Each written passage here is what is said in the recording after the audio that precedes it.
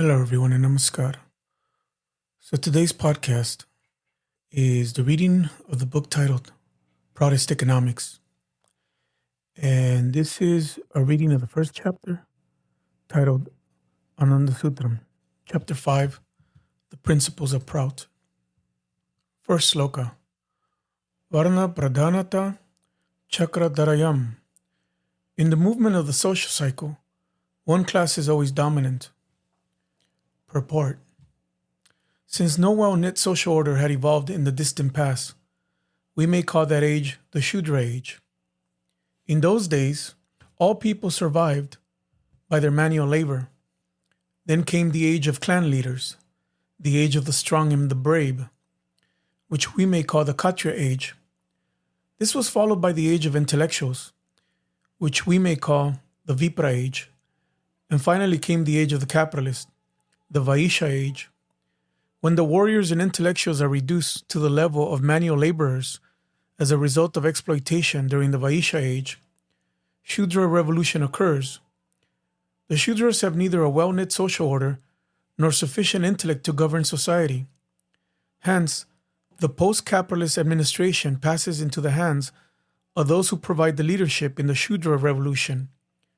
These people are brave and courageous, so they begin the second Kshatriya age. In this way, the Shudra, Kshatriya, Vipra, and Vaishya ages move in succession, followed by revolution. Then the second cycle order begins. Thus, the rotation of the Samaja chakra, social cycle, continues. Second sloka. Chakra Kendre, Sadvipra, Chakra Niyantraka. Located in the nucleus of the social cycle, Sadvipras control the social cycle. Purport. Those who are staunch moralists and sincere spiritualists, and who want to put an end to immorality and exploitation by the application of force, are called Sadvipras. They do not belong to the periphery of the social cycle, because they are to control society, remaining firmly established in the nucleus of the social cycle. The social cycle will no doubt rotate, but if due to their dominance, the warriors in the Kshatriya age, the intellectuals in the Vipra age, or the capitalists in the Vaishya age, degenerate into rapacious exploiters, instead of functioning as benevolent administrators, the sacred duty of the Sadvipras shall be to protect the righteous and the exploited, and subdue the wicked and the exploiters through the application of force. Third sloka. Shakti Sampatena Chakra Gati Vardhanam Kranti. Accelerating the movement of the social cycle by the application of force is called evolution. Purport. When warriors degenerate into exploiters, Sadvipras will establish the Vipra age by subduing the exploiting warriors. Consequently, the advent of the Vipra age, which should have occurred through a natural process, is expedited by the application of force. A change of ages in this way may be called Kranti, evolution. The difference between evolution and Swavavika Parivartana, natural change, is only this. In evolution, the movement of the social cycle is accelerated by the application of force. Fourth sloka. Tivra Shakti Sampatena Gati Vardhanang Viplava. Accelerating the movement of the social cycle by the application of tremendous force is called revolution. Purport. When a particular age is replaced by the successive age within a short time, or when the application of tremendous force is necessary to destroy the entrenched hegemony of a particular age, then such change is called Viplava, revolution. Fifth sloka. Shakti Sampatena Viparita Dharayang Vikranti. Reversing the movement of the social cycle by the application of force is called counter-evolution. Purport. If any age reverts to the preceding one by the application of force, such a change is called Vikranti, counter-evolution. For instance, the establishment of the Kshatriya age after the Vipra age is counter-evolution. This counter-evolution is extremely short-lived. That is, within a very short time, this age again is replaced by the next age or the one after it.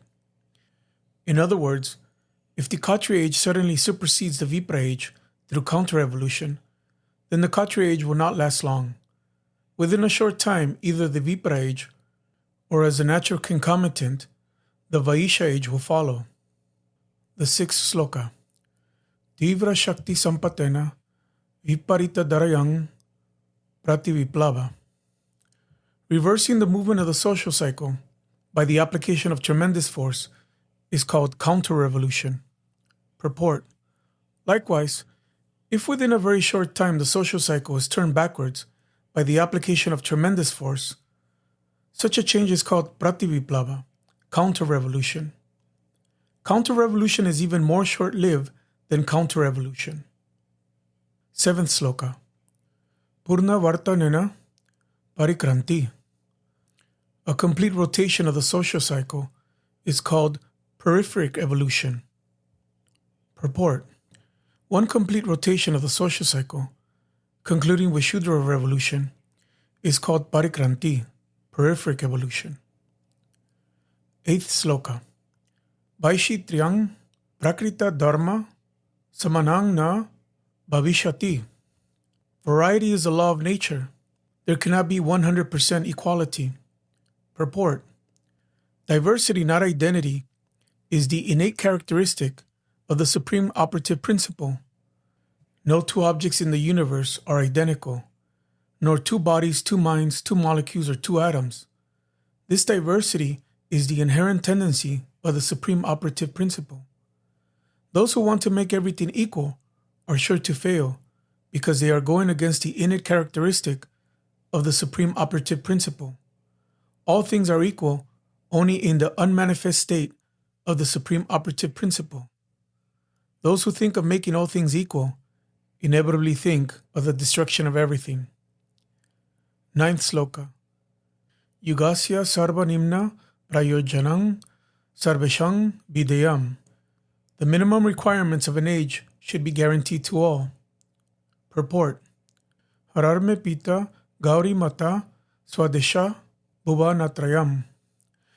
That is, supreme consciousness is my father, the supreme operative principle is my mother, and the three worlds are my homeland. The entire wealth of the universe is the common patrimony of all, though no two things in the universe are absolutely equal. So the minimum requirements of life should be made available to everybody. In other words, food, clothing, medical treatment, housing, and education must be provided to all. The minimum requirements of human beings, however, change according to the change in ages. For instance, for conveyance, the minimum requirement may be a bicycle in one age and an aeroplane in another age. The minimum requirements must be provided for all people according to the age in which they live. 10th sloka. Atirikitang pradatavyang gunanupatena. The surplus wealth should be distributed among meritorious people according to the degree of their merit. Purport. After meeting the minimum requirements of all in any age, the surplus wealth will have to be distributed among meritorious people according to the degree of their merit. In an age when a bicycle is the minimum requirement for common people, a motor vehicle is necessary for a physician. In recognition of people's merit and to provide the meritorious with greater opportunities to serve the society, they have to be provided with motor vehicles. The dictum, serve according to your capacity and earn according to your necessity, sounds pleasing, but will yield no results in the hard soil of the earth. 11th sloka. Sarva nimna manavardhanang samaja jivalak sanam. Increasing the minimum standard of living of the people is the indication of the vitality of society. Purport. Meritorious people should receive more than the amount of minimum requirements allocated to people in general, and there should be ceaseless efforts to raise the minimum standard of living. For instance, today common people need bicycles, whereas meritorious people need motor vehicles. But a proper effort should be made to provide common people with motor vehicles. After everybody has been provided with a motor vehicle, it may be necessary to provide each meritorious person with an aeroplane. After providing every meritorious person with an aeroplane, efforts should be also made to provide every common person with an aeroplane, raising the minimum standard of living. In this way, efforts to raise the minimum standard of living will have to go on endlessly, and on this endeavor will depend the mundane development and prosperity of human beings. 12th Sloka. Samaja deshena vina dana sanchaya akartivya. No individual should be allowed to accumulate any physical wealth without the clear permission or approval of the collective body. Purport. The universe is the collective property of all. All people have usufructuary rights, but no one has the right to misuse this collective property. If a person acquires and accumulates excessive wealth, he or she directly curtails the happiness and convenience of others in society. Such behavior is flagrantly antisocial. Therefore, no one should be allowed to accumulate wealth without the permission of society. 13th Sloka. Stular suksma karanesu charamo payoga prakartavya vichara samartitang vantanancha.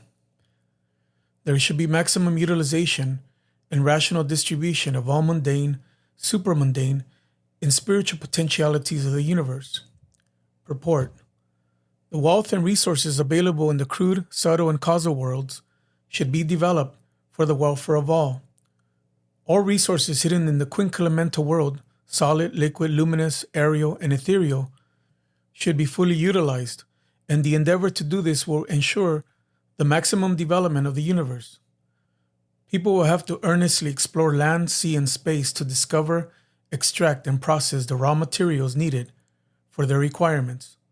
There should be rational distribution of the accumulated wealth of humanity. In other words, all people must be guaranteed the minimum requirements. In addition, the requirements of meritorious people, and in certain cases those with special needs, will also have to be kept in mind. 14th Sloka. Vyashti samashti shariramana sadhyatmika sambhavanayang charamo payogascha. There should be maximum utilization of the physical, metaphysical, and spiritual potentialities of unit and collective bodies of human society. Purport. Society must ensure the maximum development of the collective body, collective mind, and collective spirit. One must not forget that collective welfare lies in individuals and individual welfare lies in collectivity. Without ensuring individual comforts through the proper provision of food, light, air, accommodation, and medical treatment, the welfare of the collective body can never be achieved. One will have to promote individual welfare motivated by the spirit of promoting collective welfare. The development of the collective mind is impossible without developing proper social awareness, encouraging the spirit of social service, and awakening knowledge in every individual. So, inspired with the thought of the welfare of the collective mind, one has to promote the well-being of the individual mind. The absence of spiritual morality and spirituality in individuals will break the backbone of the collectivity.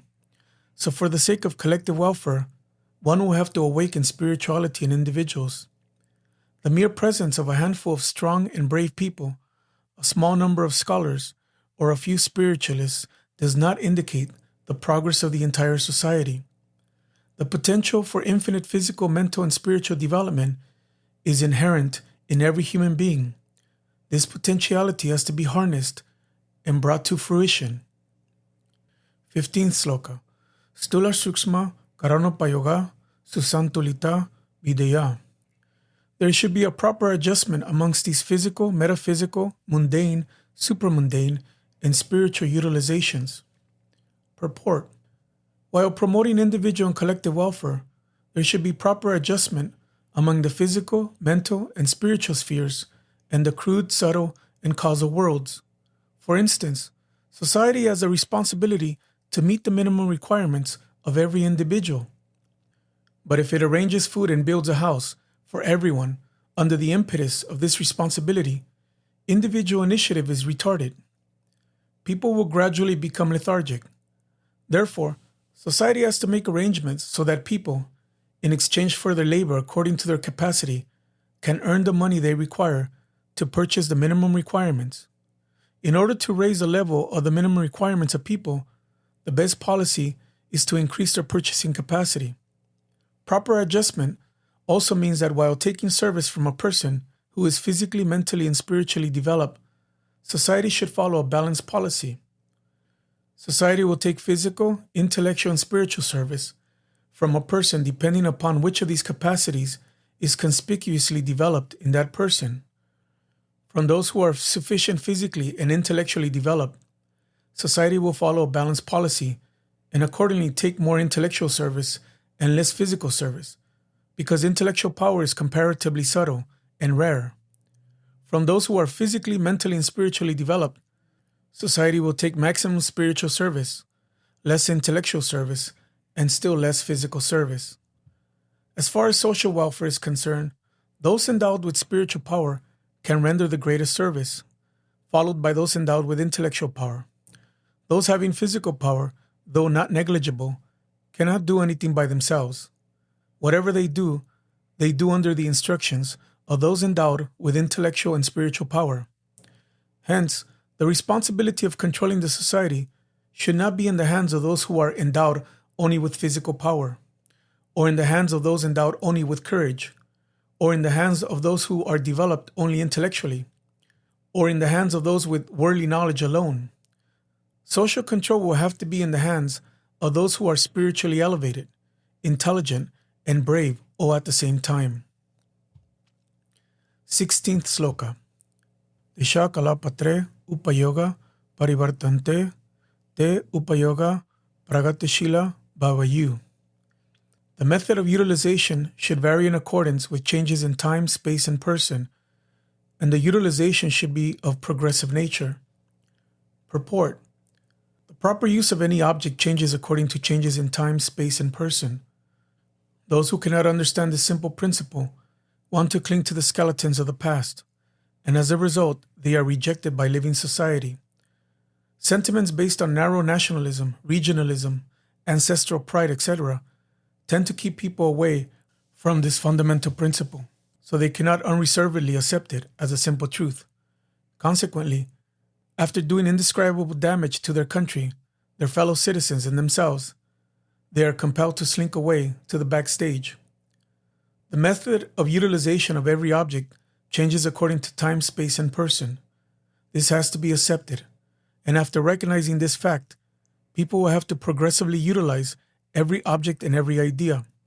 For instance, the energy which a powerful person utilizes to operate a huge hammer should be utilized through scientific research to operate more than one hammer at a time, instead of wasting the energy to operate just one hammer. In other words, scientific research, guided by progressive ideas, should extract more and more service from the same human potential.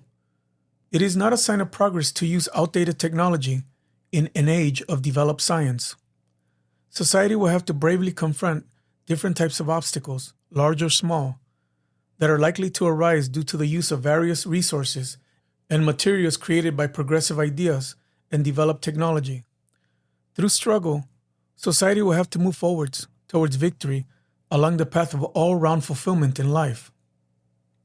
Finally, Pragatashila Upayoga Tattva Midang Sarvajana Hitartang Sarvajana Sukartang Pracharitam.